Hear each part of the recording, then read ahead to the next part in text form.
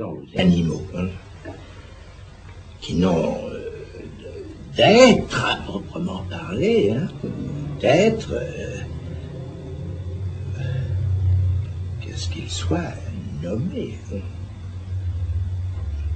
Je ne dis pas qu'ils ne s'imposent pas du réel, hein, mais chez les autres, il y a de l'instinct, par exemple, soit le savoir qu'implique, semble-t-il, leur survie.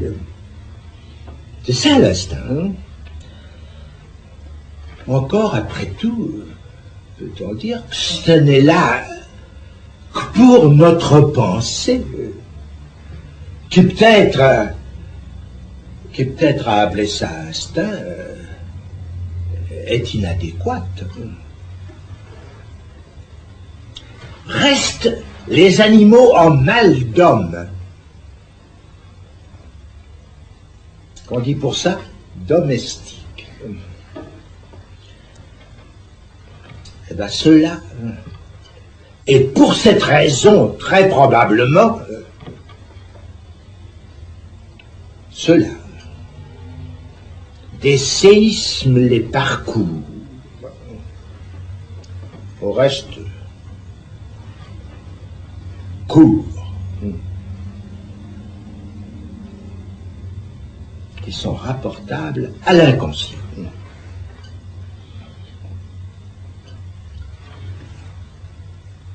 Approchons. L'inconscient, ça parle, ce qu'il fait dépendre du langage. Je vous interromps. Vous dites que l'animal, parce qu'il ne parle pas, n'a pas d'inconscient. Descartes lui disait que l'animal n'avait pas d'âme. Ça tendrait à prouver que l'inconscient, ça n'est qu'une hypothèse. Alors, je dis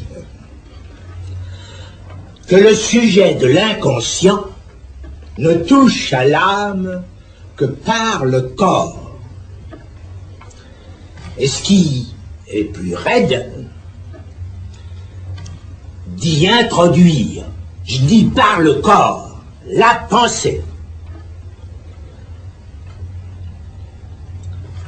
En quoi cette fois, je contredis Aristote. L'homme ne pense pas avec son âme,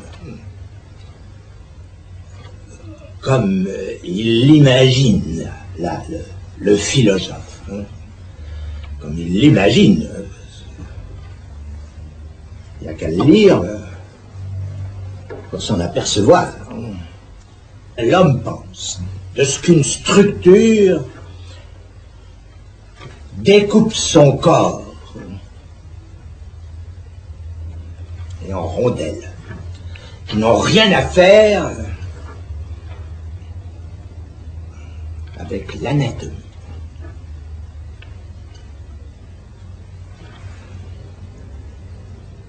Témoin l'hystérique.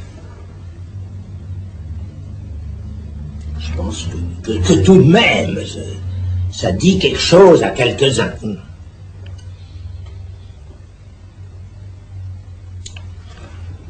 Cette cisaille, certes, vient aussi à l'âme. C'est en manière de conséquent. Ça vient à l'âme avec dont j'espère que quand même quelques-uns ont quelque idée, à savoir le symptôme obsessionnel. Ça, c'est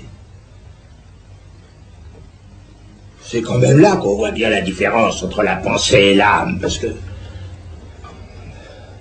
l'âme de cette pensée, on ne peut pas dire qu'elle n'en soit pas embarrassée, enfin, n'est-ce pas, comme un poisson d'une pomme. Hein. On ne peut pas dire qu'elle sache qu'en faire.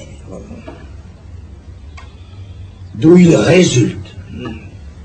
Ce qui est stupéfiant, enfin, qu'il a fallu attendre pour le dire, ce que tout le monde sait, en somme, déjà, n'est-ce pas, la pensée est disharmonique quant à l'âme. Et le fameux nous des Grecs, peut-être là quand même des professeurs qui m'entendent. Le nous grec est le mythe d'une complaisance de la pensée à l'âme. C'est bien ce qui se voit dans la théorie de la théoria que fait Aristote, n'est-ce pas? D'une complaisance qui serait conforme au monde Umwelt, pour s'exprimer comme le phonuxcule dont je vous parlais tout à l'heure, au monde dont l'âme est tenue, dans une certaine supposition de l'âme, dont l'âme est tenue pour être le reflet. Alors que ce monde, je le dis, n'est que le fantasme qui se soutient d'un certain type de pensée.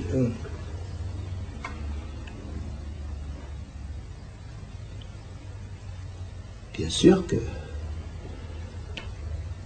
c'est une réalité.